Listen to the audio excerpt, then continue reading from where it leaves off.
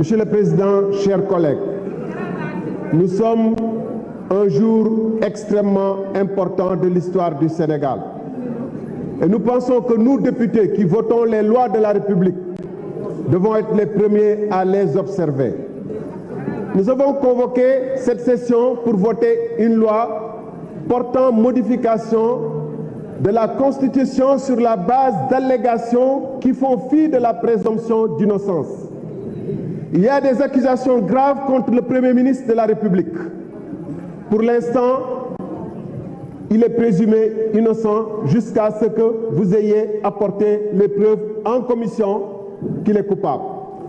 Vous avez fait des présomptions graves contre le Conseil constitutionnel. Sans preuve, on peut considérer que ces sages sont innocents.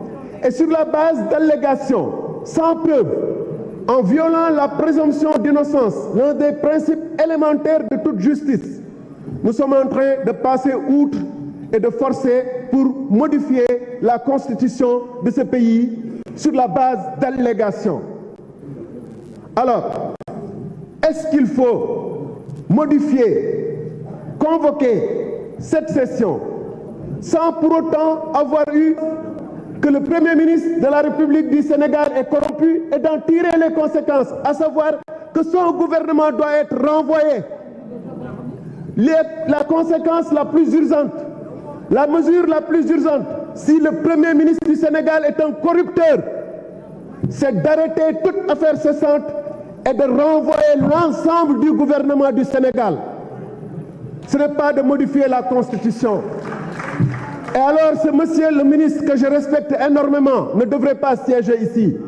Parce qu'on dit effectivement, et il avait raison de ne pas être là en commission, on dit effectivement que son Premier ministre est un corrupteur. La première chose la plus urgente à faire, si vous êtes convaincu que le Conseil constitutionnel est corrompu, c'est de faire en sorte qu'on ait un autre Conseil constitutionnel. Ce n'est pas de reporter les élections.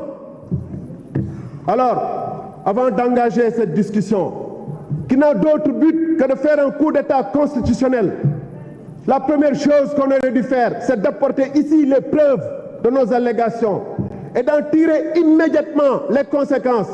Parce que vous imaginez, le danger le plus grave auquel est confronté un pays, c'est d'être dirigé par des corrompus. Un ministre des Forces armées d'un gouvernement corrompu, un ministre de l'Intérieur d'un gouvernement corrompu, un ministre des Finances d'un gouvernement corrompu, un président de la République qui s'assoit avec un Premier ministre corrompu et qui rit avec lui. Voilà ce que vous avez dit. Voilà comment vous avez jeté notre République en pâture.